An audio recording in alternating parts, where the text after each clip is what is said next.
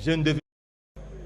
Honorable Président, j'ai été surpris, comme tout le monde, d'être encore convoqué à la Cour constitutionnelle et j'y suis parti par respect, parce qu'en principe, en tant que député national, couvert par des immunités parlementaires, je ne devais pas y aller sans qu'il y ait une autorisation préalable de l'Assemblée nationale. C'est ça ce que recommande la Constitution de la République et c'est ce que recommande les règlements d'ordre intérieur de cette institution où nous sommes.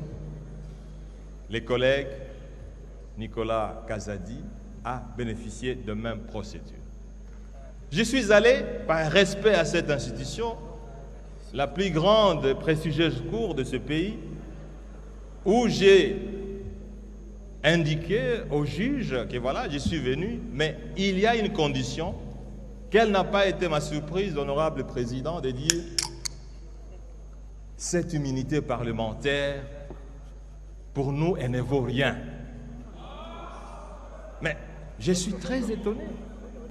Honorable Président, honorable membre du bureau, nous n'avons pas peur d'affronter la justice, mais nous voulons que les lois de ce pays soient respectées.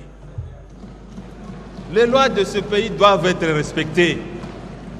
Si la Cour constitutionnelle a besoin d'attendre un député, un parlementaire, elle n'a qu'à suivre ce que prescrit la Constitution et ce que prescrit le règlement d'ordre intérieur.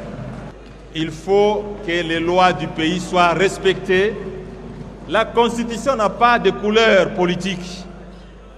Le règlement d'ordre intérieur n'a pas de couleur politique. Merci, honorable Matata.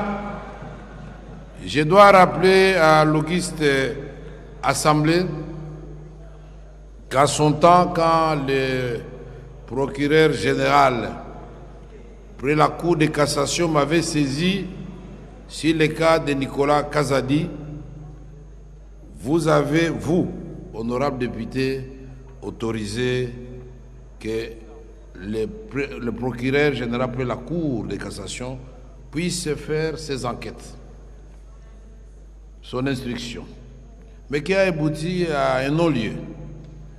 Alors, je me demande pourquoi nos amis de la Cour constitutionnelle n'ont pas procédé de la même façon, qui régularise la situation et la plénière va apprécier. Surtout que ici, comme vous le savez, pour Nicolas Kazadi, comme je l'avais fait à son temps pour Nemwanda Semi d'heureuse mémoire, il ne suffit pas seulement de demander la levée de l'immunité d'un député pour l'obtenir. Il faut motiver. Le bureau doit quand même avoir des matières à donner à la plénière pour examiner en toute objectivité pourquoi on veut lever l'immunité. C'est très important. Dans le cas de la collaboration interinstitutionnelle, nous attendons donc une correspondance de la Cour constitutionnelle.